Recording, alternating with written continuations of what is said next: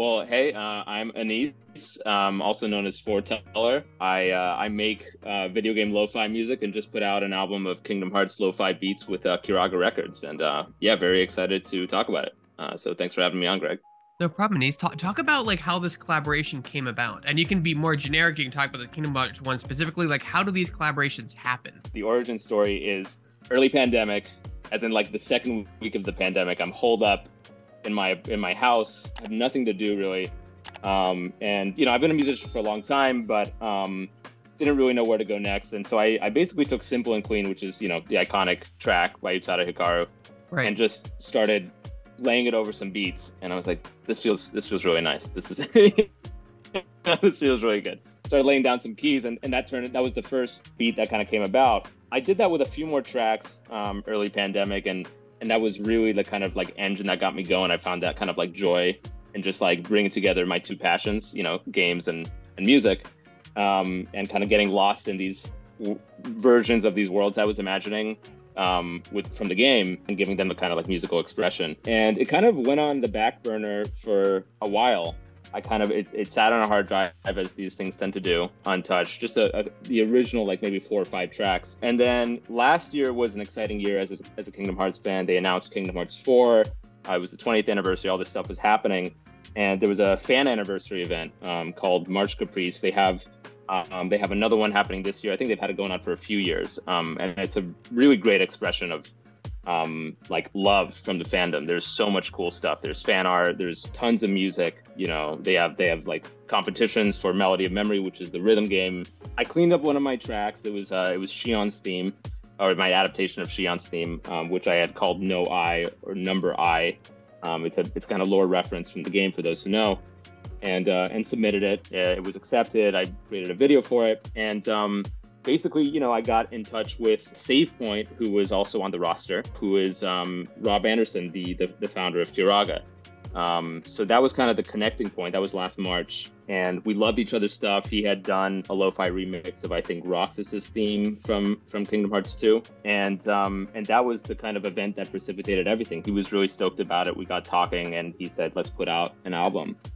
These are great." So it really all came together in the past year. Me sitting in my room and just kind of doing these edits. Rob was a huge help in kind of getting it through the door, and helped me grow a lot as a producer and as a musician. And I have multiple other friends to thank. But yeah, that was kind of the inception. Was really last year, last March. That's a lot of who's who meeting, bumping into the right people, and getting. Yeah, that's interesting. That's always interesting. The pathway to this. It's very serendipitous. It was very serendipitous. And it was kind of also a testament to like, I've been a Kingdom Hearts fan for like 2 decades. Like, so much of my life has been defined by this game series. It's very special to me. But I've never really been too involved with the fan community. It's always just kind of been me blabbering about it to my friends, and they're like, okay, Mickey Mouse and Sephiroth, I don't know what's happening. So it was also kind of finally reaching out to that community, and having all this come to fruition was really a beautiful moment. It was like, this is a great community of people.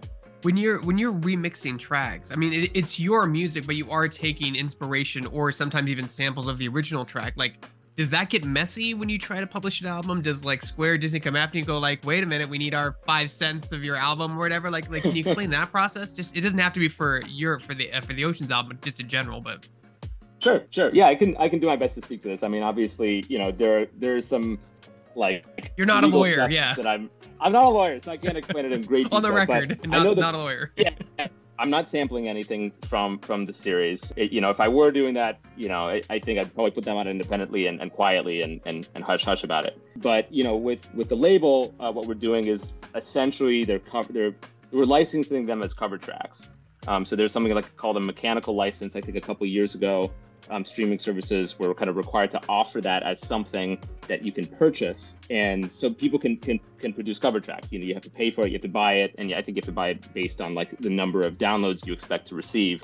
But it's pretty much as simple as that. Obviously, it gets a little complicated when you get into like, basically what I'm doing with most of these tracks is I'm identifying the core theme or the core melody? What is the most memorable fundamental element of this track that people hear and say, oh, I know what that is. It puts me right in that place in that game, you know?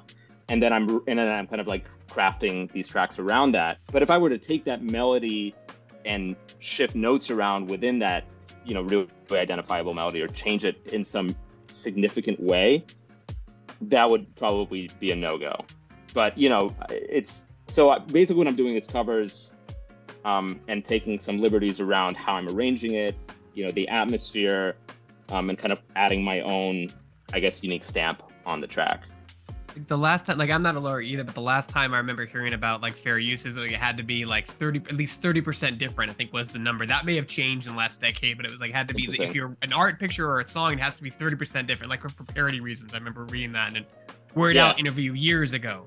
So you can take like the chorus and like that's it. Everything else has to be, you know, original or different. Yeah, the parody issue is I've heard of that as well. I've occasionally had the thought, like, what if I just called these parodies?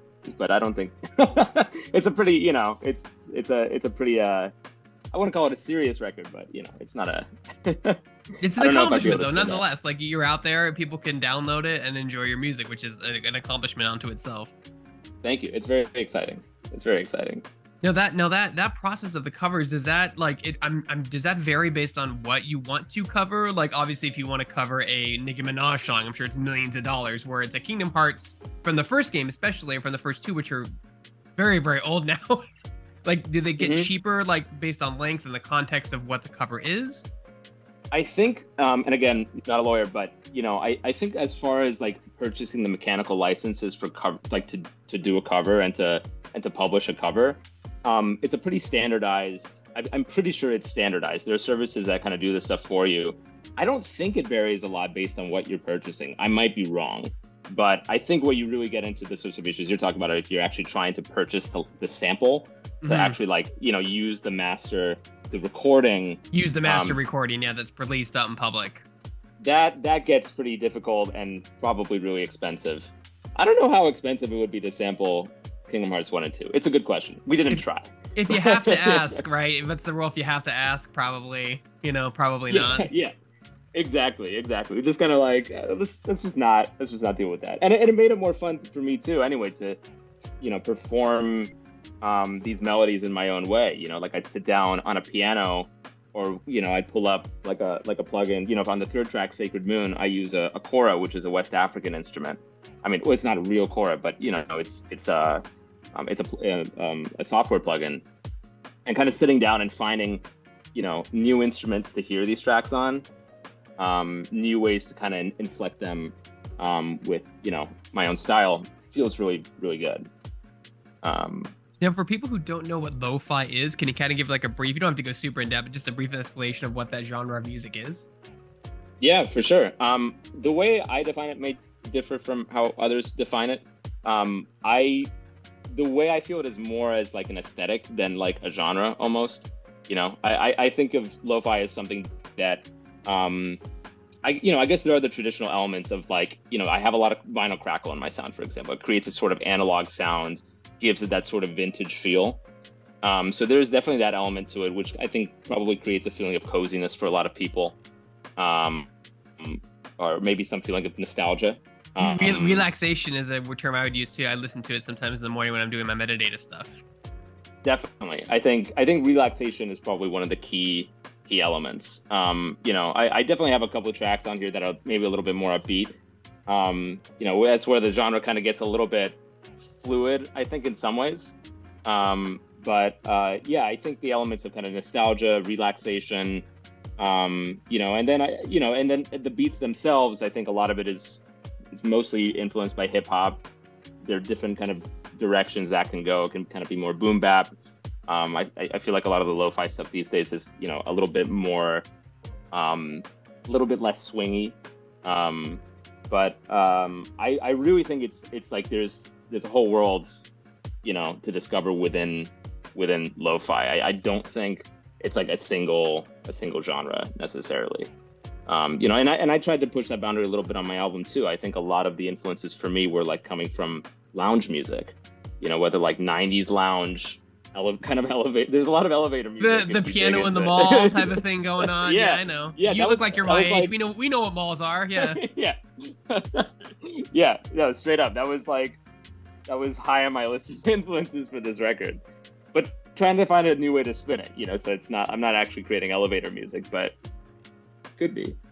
Are you traditionally trained, self-taught? Did you go to school for music? I'm self-taught. I started playing piano at the age of 6, and I took lessons throughout my early years and teenage years. To late high school, early college, I was in a touring band. It was like a math rock, post rock, very different from what I do now. Very like heavy post-hardcore kind of stuff. But I didn't pursue it professionally. It's just something that has stayed a major part of my life in different iterations for years. The lo-fi specifically is a new direction, new venture for me, but it has been feeling really good. It feels like it's a good structure within which to kind of discover different palettes. I mean, a lot of stuff, anything that's in the creative space is very swingy, right? There's people who make millions of dollars and there's people who can't make rent. Like it's so wonky when you work in a creative space. Totally.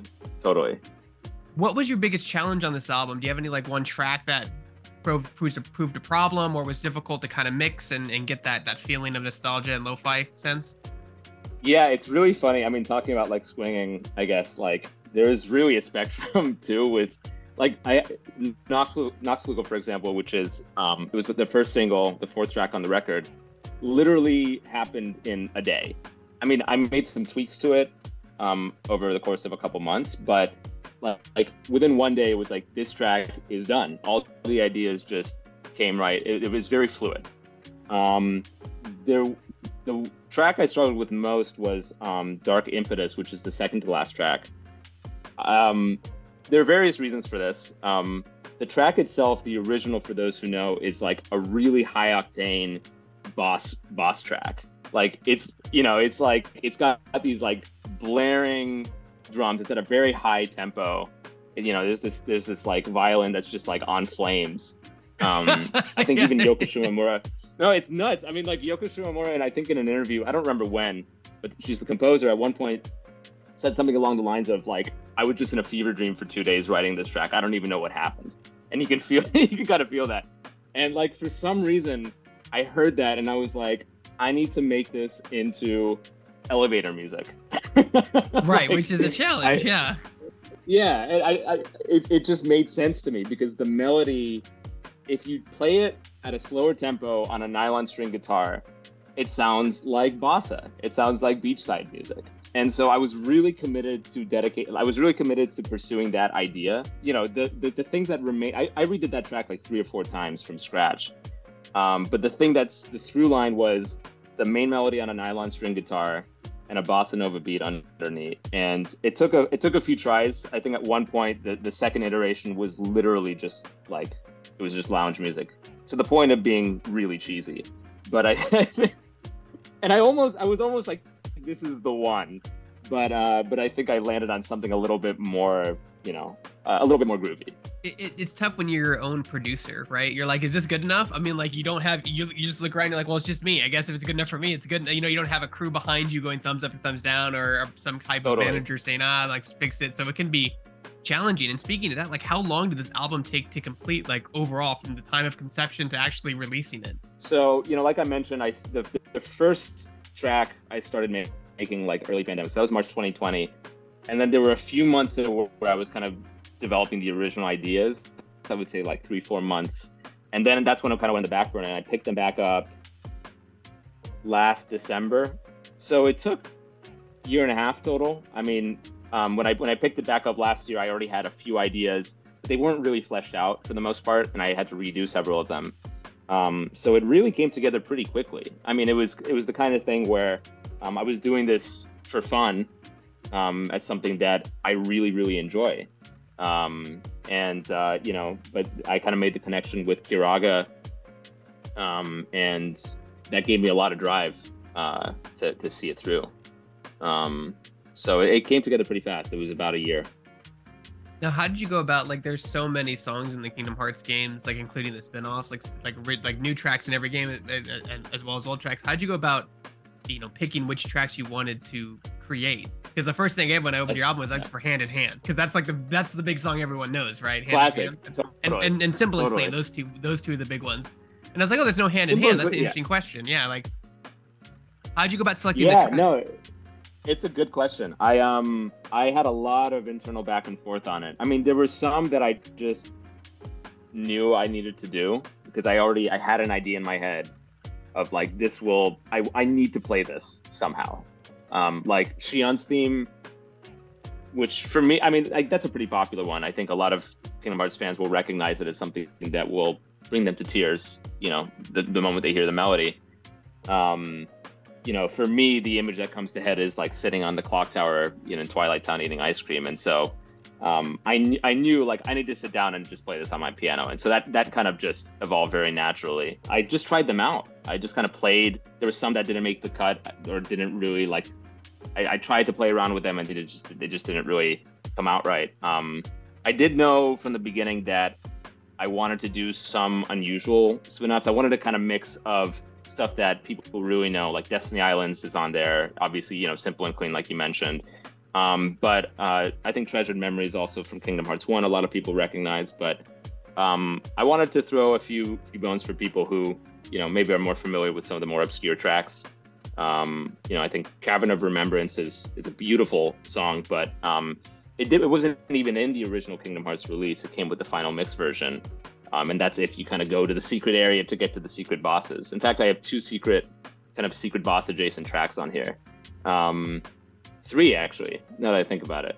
Nachtflugel, Cavern of Remembrance, and Dark Impetus are all kind of like related to the secret bosses from their respective games. But for those, for those specifically, Nachtflugel, Dark Impetus, also to some degree, Sacred Moon, and Cavern of Remembrance, I was kind of taking either a boss battle or a track from, in Sacred Moon's case, it was the final dungeon of Kingdom Hearts 2, which is kind of like, it's really dark atmosphere. It's very foreboding, evil, world of nothingness sort of vibe, if you remember. And I was just really, I was really into the idea throughout the process of creating this album of taking tracks like that and spinning them in a completely different way. Like what if, the world that never was a beach resort? Yeah. Guy playing piano on the beach. Yeah, or like what if Xehanort didn't turn to darkness and he was just like, a kid chilling, with his friends on the beach every Sunday. I think, a lot of these ideas came about with me just like I have a huge summer playlist of kind of 60s 70s easy listening bossa jazz, and that was that really came into play as I was kind of going through. And so back to your question, choosing the right tracks, it was kind of just what is compatible, which melodies are most compatible or suitable for that. It sounds like you really wanted to challenge yourself. You're like, oh, that's pretty epic, how can I make that low key? Like there's a choir back there. How can I do that? So it's not as intense. That was half the fun. It was definitely a bit of a game in a way. That's awesome, Denise. So where can people support your album? Look at your work. You have a website, Discord, stuff like that. Yeah. Well, I'm available on all streaming services. So if you look me up, Forteller. My Instagram and Twitter handles are FortellerX. It's ForTellerX. And you can also purchase LP, cassette tape, or CD. I think the vinyl will be out in a couple months, but you can pre-order on the Materia store. So I was gonna say vinyl's a big thing now. Like it came back. Like it's coming back with a vengeance. It really is, and Kiraga did an amazing job. We kind of have this special edition, what we're calling Star Seeker, and it just looks absolutely stunning alongside the artwork, which was done by Red Coconut Studio, or Isa Alcantara is her name. She's absolutely incredible. I mean, I even now I look at it and I'm like, damn, this is this is stunning.